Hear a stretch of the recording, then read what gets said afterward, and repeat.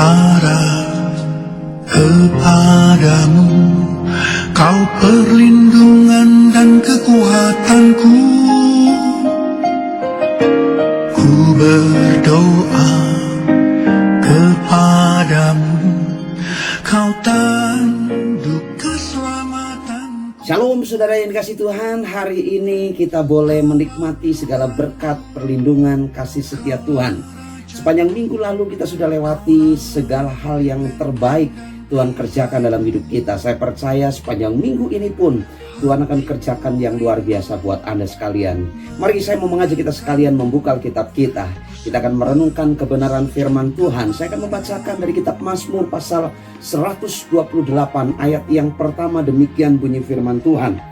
Berbahagialah setiap orang yang takut akan Tuhan, yang hidup menurut jalan yang ditunjukkannya. Saudara, kalau kita melihat di pasal 128 bagaimana pemazmur memberikan sebuah pemikiran yang luar biasa. Satu hal yang menjadi perenungan buat kita sekalian, di sana dikatakan berbahagialah orang yang takut akan Tuhan. Berbahagialah orang yang hidupnya menuruti jalannya Tuhan. Saudara, ada hal penting di sini. Bagaimana hidup kita menjadi pribadi yang takut akan Tuhan.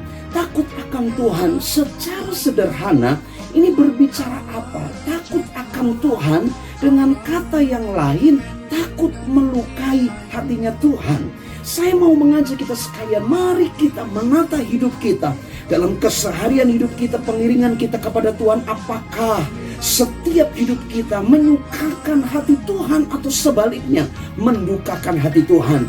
Dan apakah kita juga hidup menurut jalannya Tuhan? Saudara, firman Tuhan menjadi pegangan hidup kita sekalian. Firman-Nya ajaib, firman-Nya dahsyat. Ketika engkau hidup menurut jalan-jalannya, maka sesuai apa yang dikatakan dari Mazmur pasal 128 ayat yang pertama, berbahagialah.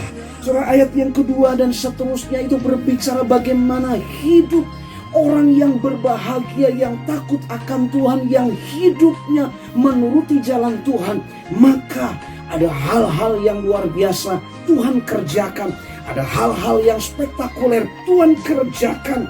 Dahsyat Tuhan kita di ayat yang kedua, apabila engkau memakan hasil jerih payah tanganmu, berbahagialah engkau dan baiklah keadaanmu. Dan seterusnya di ayat yang ketiga sampai ayat yang keenam, bagaimana kehidupan keluargamu pun diberkati oleh Allah. Karena itu mari Bapak Ibu Saudara yang saya kasih, dalam situasi kondisi hari-hari ini yang tidak menentu ini, biarlah engkau kedapatan sebagai pribadi yang takut akan Tuhan. Engkau tetap berjalan dalam jalan-jalannya Tuhan. Haleluya, haleluya. God bless you all. Sujud kepada